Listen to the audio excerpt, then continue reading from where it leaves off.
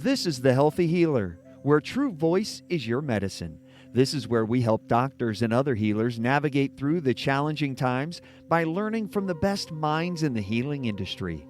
Laugh, cry, and be surprised. It's entertainment, education, and inspiration so you can continue to be the unique and amazing healer you were destined to be. Welcome to humanity. Welcome to The Healthy Healer with Dr. Fred. Hello, and welcome to The Healthy Healer. It's Dr. Fred, and today I have the honor and pleasure of introducing you to a colleague of mine, a doctor who's done work in pulmonology, critical care, and in sleep, and is really an expert in all three areas. And she's going to talk to us a little bit today about how she got to be who she got to be as such an expert. What kind of life experiences did she have in order to now qualify herself as a healthy healer in these areas of life? So without further ado, I'd like to introduce you to Subaila Zia. And Subaila, welcome to The Healthy Healer. It's great to have you as a guest tonight. Thank you for being here. Thank you, Fred, for having me tonight on Healthy Healer podcast. Thank you. And I look forward to connecting with your audience. Yes, great. Subaila, I'm going to ask you a question here that I like to ask my guests. And if you listen to any of my podcasts, maybe you've already had a little bit of a primer on this one. It's what I call my 9-letter question. And it's only 9 letters altogether, but it's grammatically correct. And it's a hard-hitting question that sometimes puts people back on their heels. But I think you'll be able to handle it given the stress and strain you've been to get through the life you've got to till now. So you'll probably be able to handle an easy question. Here's what it is. Subaila Zia, who are you? Wow, this is a very unique question, but I have been reflecting on this for last few years. Who am I? am I? So I think I am someone who has resilience, who likes to and grit, and who is here to serve a bigger purpose in life to help others. So that's who I am. All right, resilience and grit and a bigger purpose to help others. So talk to us a little bit about your resilience and grit. And you may want to move a little bit to the left or to the right because your name tag is covering your mouth. That's all that's happening. The other way. There you go. That's better right there. Thank you.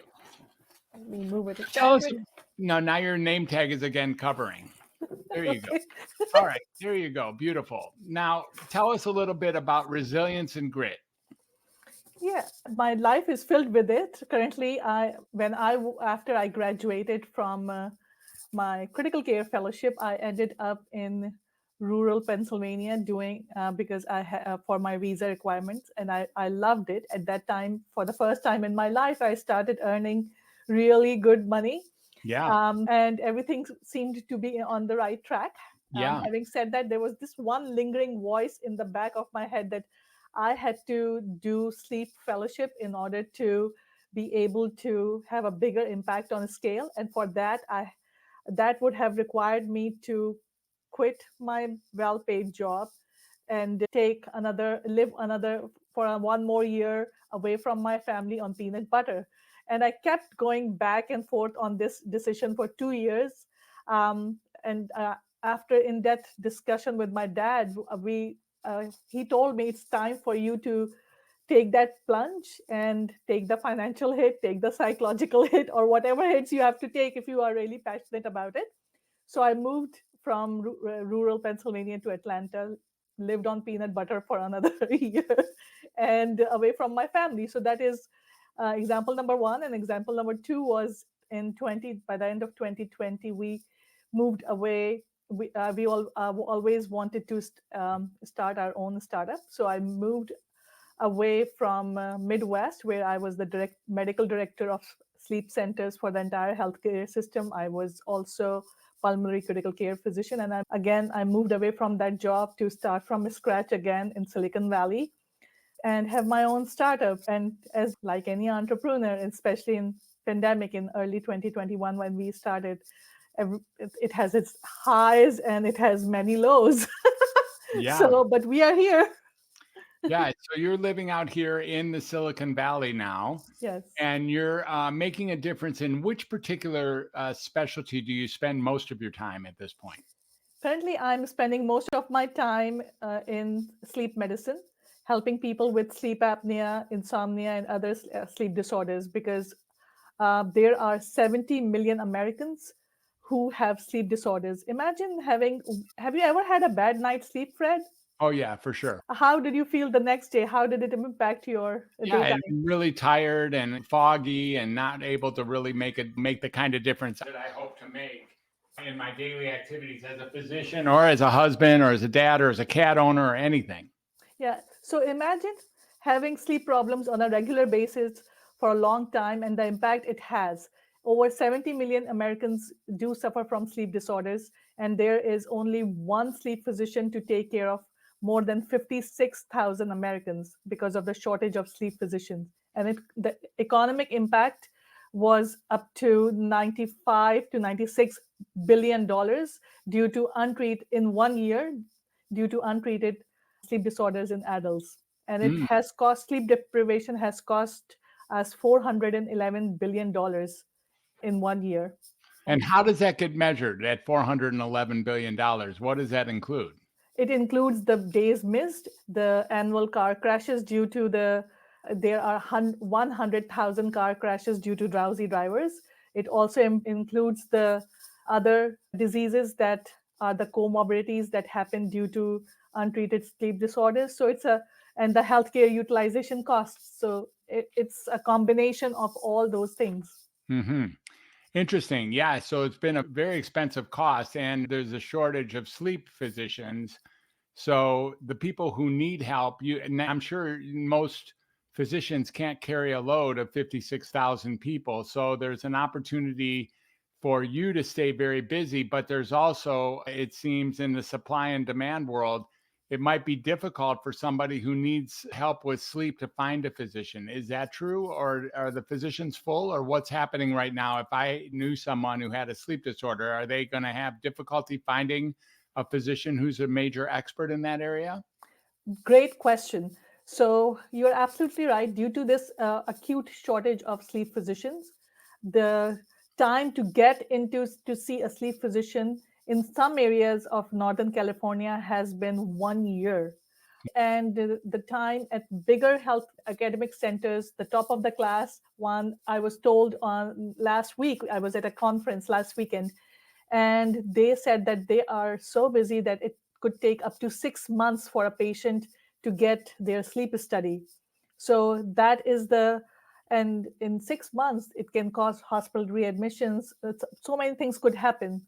So Sure. that's why my aim is to cut down this time to currently we are able by leveraging technology by virtual care to 2 weeks to 3 weeks maximum from making an appointment to seeing the physician to getting the sleep study to follow up, getting the treatment prescribed, and getting their CPAP machine.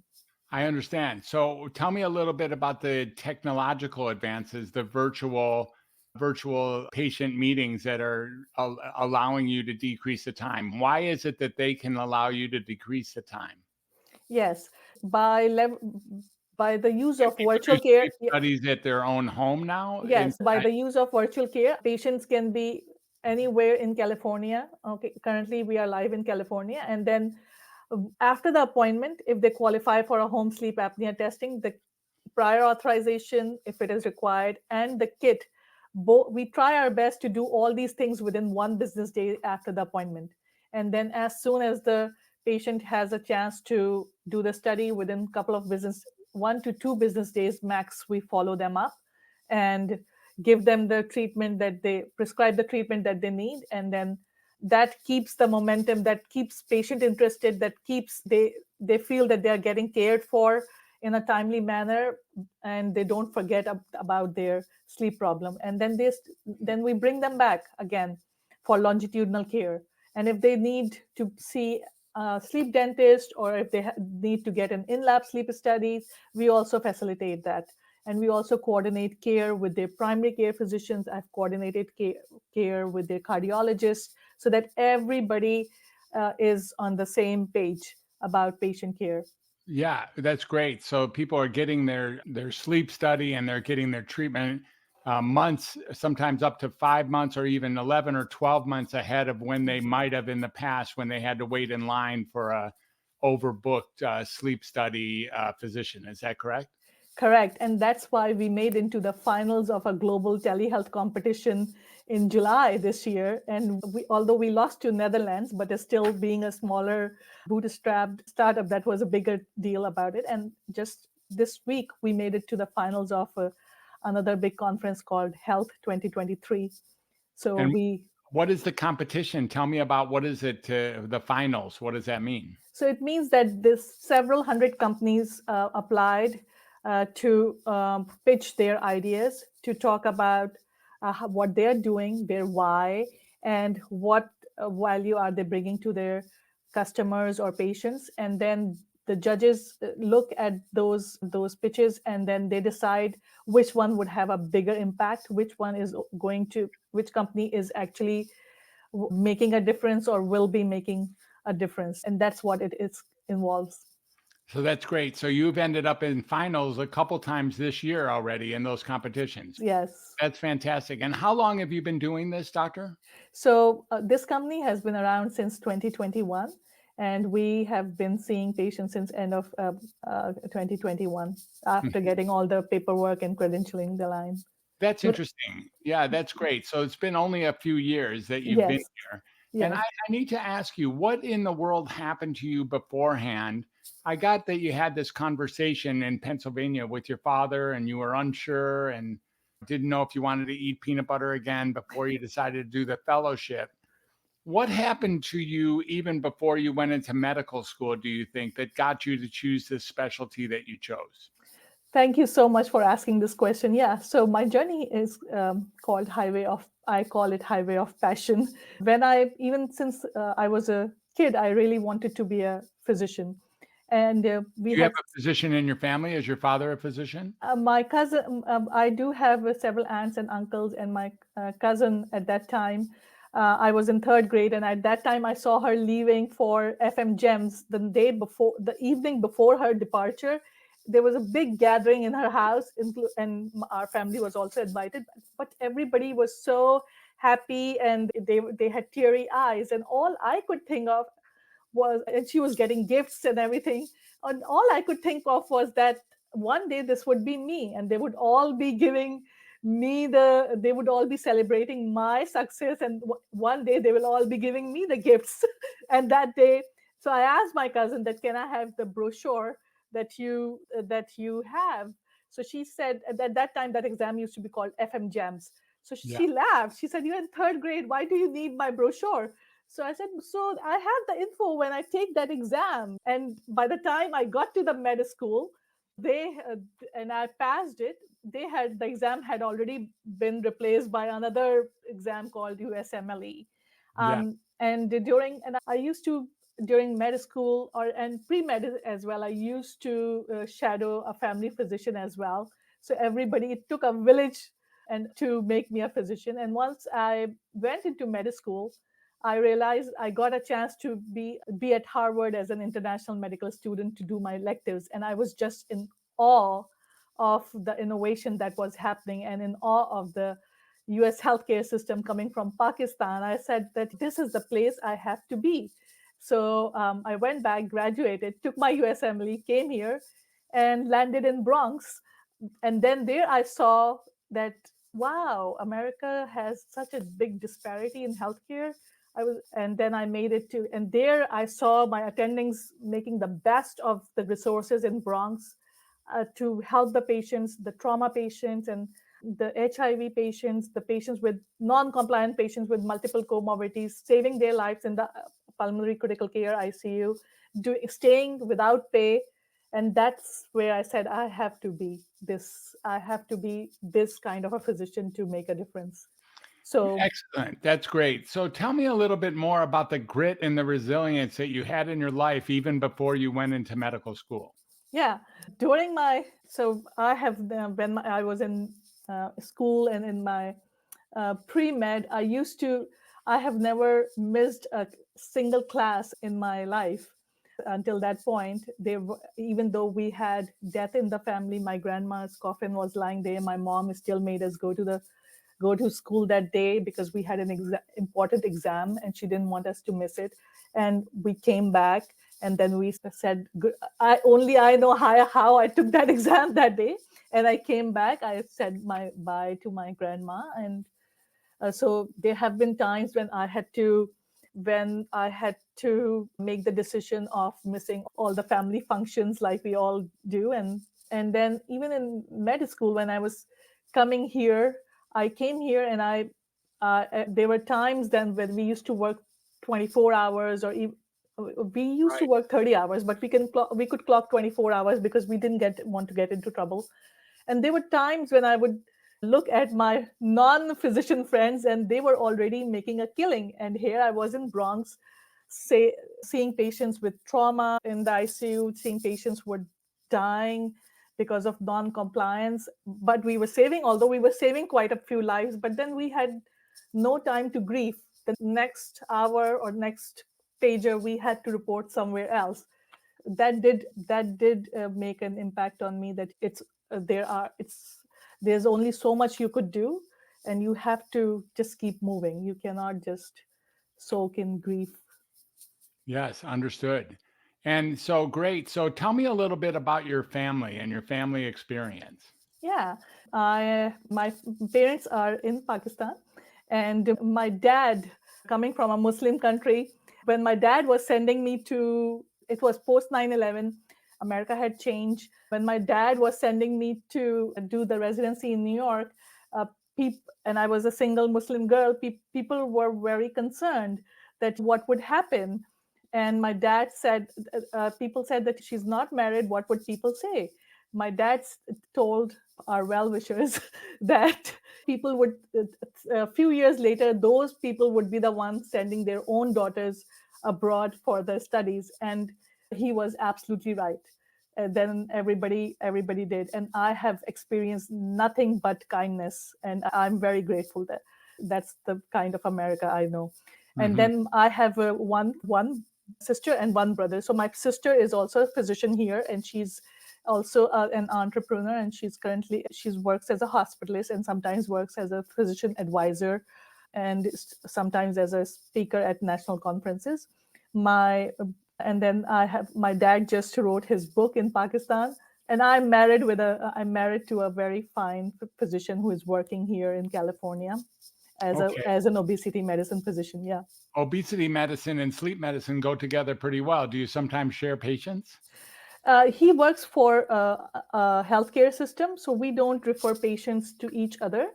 Having said that, when we were in Illinois, we all used to work together, and we were all employed. So I would get patients from him if the patients wanted to travel to my site, and patients were given all the options that you can see the hospital employed physician, which is me, or you could see a private physician or whatnot. So that's how we did. And patients were very amused when they would see me and him, because I have kept my maiden name, and Mhm. So we are. they wouldn't even know that you were married. Yeah. Yes, they wouldn't. But no, but my spouse, whenever we refer to each other, we do make a point to tell them that this is you're going to. The one option is to see my spouse, who can get you in X number of days versus XYZ physician. Interesting. Very good. And where in Illinois was that? Carbondale, Illinois, In Southern Carbondale. Illinois. Yep. Yeah, understood. So that's Southern Illinois, yes? Yes. Yeah, excellent. Say a little bit more about critical care and how does that play into you becoming a pulmonologist or a sleep specialist? Yes, I did. During my residency, the plan was to do pulmonary and critical care. I applied for pulmonary and critical care fellowships. I got for my pulmonary fellowship, I got into Yale Bridgeport University program, and there I spent 2 years becoming a pulmonologist. But I still felt the need to do the critical care fellowship despite having good experience in the ICU. I thought that it would allow me to be board certified and allow me to have that certificate of maintenance of certification kind of a thing. So I got lucky that I got into Memorial Sloan Kettering Cancer Center in New York City. And that is one of the biggest cancer center in the world. And we had the best ICUs in the world. And we actually, Memorial Sloan Kettering was one of the hospitals which had IBM Watson at that time, Dr. Watson, and it had all kinds of cool gadgets, apart from the fact that they were taking care of very sick patients from all over the world. But when I went into actual world, I was surprised that the resources, the availability of resources at Sloan Kettering versus some hospital in Pennsylvania was, there was a stark difference. And I felt that when I was on call in Pennsylvania, I was making more of a difference because the buck stopped at me. Or the same when I did critical care work in the Midwest as well. Hmm. Yeah. So tell us a little bit about the company that you now are the founder of, the CEO, the sleep company that we already mentioned that you won a couple of awards, but how did that whole startup go? How did you get a company started off the ground inside the world of an industry that is pretty packed with multiple private and public companies? How did you get that started? Sure. So, in order to understand the business side of medicine, I did my MBA first so that I know. And I always wanted to start this company. It's not that during COVID we decided that, oh, we have to start it. This, I was thinking about the company since 2015 when I saw the first patient go live in VA Atlanta. And that's when I said, oh, wow, this is something we should be doing in order to bridge the gap in care. Then I joined, then few years went by and I did my MBA because I didn't feel that I was fully prepared from the business point of view. And as soon as the MBA ended in December of 2019, the COVID hit within few months. So my plans were delayed. We took care of the sick patients. We did the right thing by staying back, taking care of the sick patients, and till the vaccine, we knew that the vaccine was coming out. And then we moved to California. And then I started the company. Looking back, um, I think that had I chickened out at that time, thinking that I'll do it after the pandemic, I don't think so. I would have done it because I would have gotten more and more comfortable. Leaving a well paid job can be hard. Yeah. Yeah, a paid job can be hard. It's true. It doesn't necessarily mean that you're all taken care of when you have a good paying job. Yes, that is true too.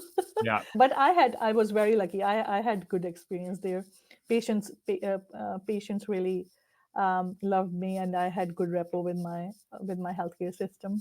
Yeah, that's great. Beautiful.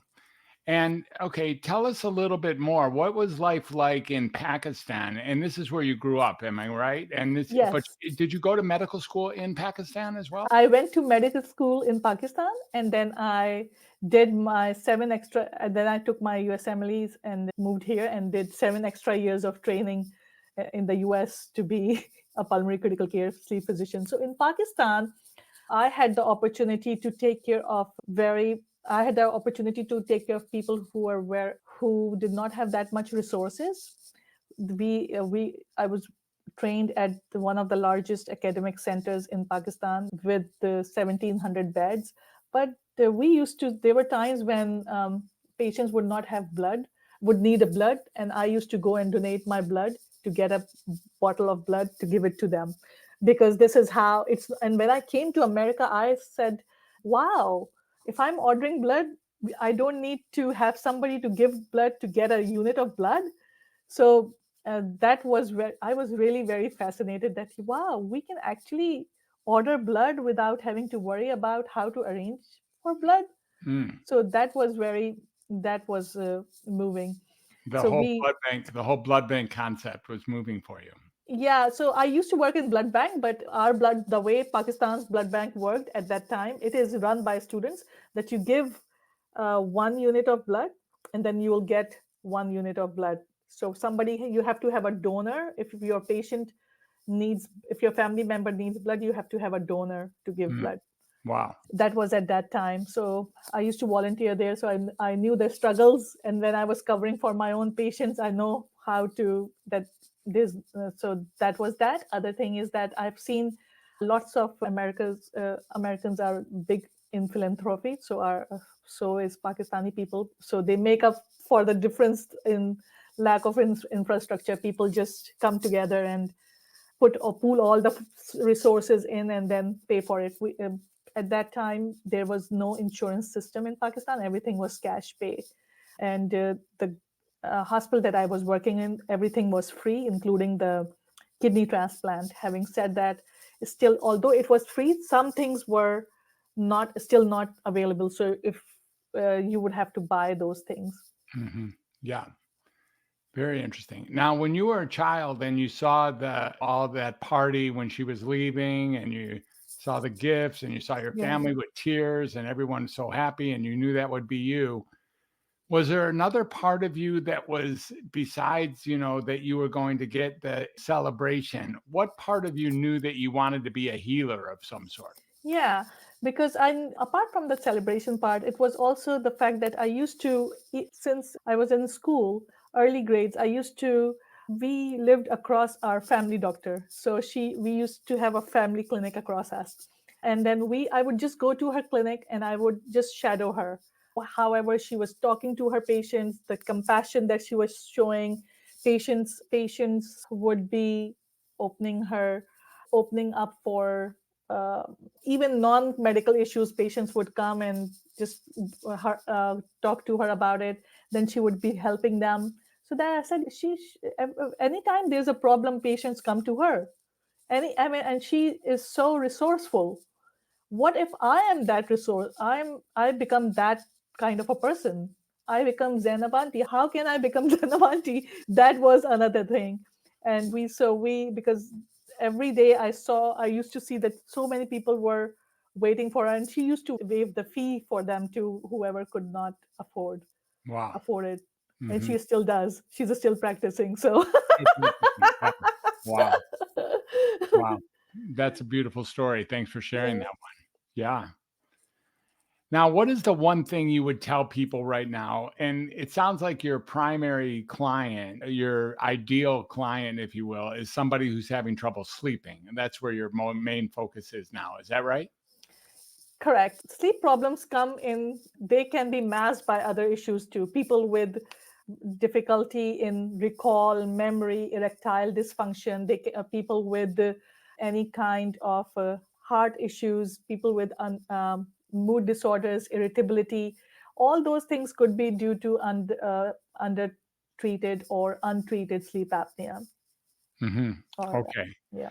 So people, yeah, what would you tell somebody who's not sure whether their issue is about sleep, but they're not having that good of night? What's your prime? In other words, what would be the suggestion you would like to make to our listeners if they wonder whether or not they might need a sleep study or want to be evaluated perhaps for sleep disturbance? Yes. So great question. So patients, if they have, everybody knows that if they have snoring, they could have sleep apnea. But what they don't realize is that sometimes they are having, if their watch is showing that they are getting 6 hours or 7 hours of sleep, they still think, oh, I'm sleeping enough, so it cannot be a sleep problem. People need to realize that it's not only the quantity of sleep, it is also the quality of sleep that they are getting. If somebody, and also sleep trackers have been shown to overestimate sleep, the amount of sleep that people get. In fact, one sleep tracker device was sued back in 2015 by its user that it was overestimating the amount of sleep by more than 1.5 hours. Wow. So they had to settle outside the court for that. So Wow. you cannot just rely on your sleep trackers. They are not uh, too accurate. It's a good thing to know that, okay, what kind of sleep you are having. Still, number two is that if people are waking up with migraines, or if they are um, if they are having any dry mouth or difficulty in concentration or recall, they should also be looking at getting talk to their doctor to get a sleep study, because the study just came out a few months back. They did a study in males who were in their early 40s, and they found out that those were perfectly healthy males, but they had only one thing, that was untreated sleep apnea, and that led to early signs of Alzheimer's dementia. And Mhm. now the other study has also come out that has linked untreated sleep disorders with cancer and faster aging process. So Interesting. yeah. Very interesting. And Yeah. sometimes people, I'll just add a couple of more things, that people get up multiple times at night to pee, not, or if they have any kind of uncontrolled high blood pressure or irregular heartbeat called uh, atrial fibrillation. So sometimes cardiologists also send us those patients to make sure that the cause or the driving factor is not sleep apnea. Mm, interesting. And is the treatment primarily still the machines, the CPAP machines, and sometimes maybe a sleep aid, or what is the treatment typically?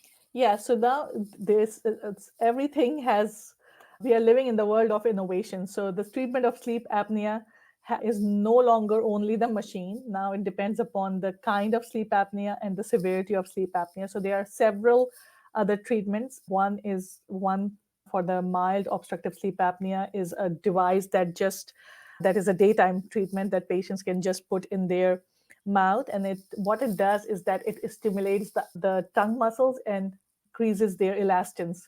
Then now there is also a sleep pacemaker in the market. There are other devices. Oral appliances are getting better and better, where patients can just put the oral appliances and it pulls their jaw forward. So those are, and then there's always, now there are newer drugs in the market for weight loss which are FDA approved, so that has also helped. There are a bunch of things now, and there are new things for positional therapy now have also come, like body trainers. So yeah. Beautiful. Great. Okay. How can people find you if they want to learn a little bit more about you? And do you have any way? It's primarily for California residents. And now that you can do virtual visits, it seems like you could actually treat somebody who has lived in San Diego or lived up in Eureka or something like that. Is that right? Correct. Yes, we do get patients from Santa Rosa or other kind of places as well. Number one. Number two is that I can also see patients in Illinois, Indiana, Pennsylvania, and Georgia, apart from California. And patients can find us online at https colon backslash www.telemedora.com, telemedora.com, or simply call us at 650-687-7368. And we have a self-referral form on our website where they can just upload their documents. It's a secure way, or they can have their clinicians send them to us, or their clinicians can upload the form. We are Okay. also on Insta and by the name of the company, and Facebook and LinkedIn, where Beautiful. we all routinely post educational material for our patients to keep them updated with what's going on.